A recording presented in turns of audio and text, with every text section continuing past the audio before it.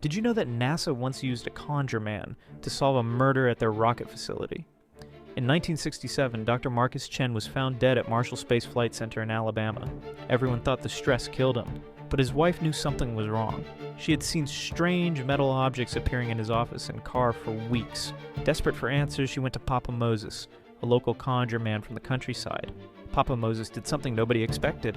He mixed titanium shavings and rocket fuel into his divination work. His visions revealed a shocking truth.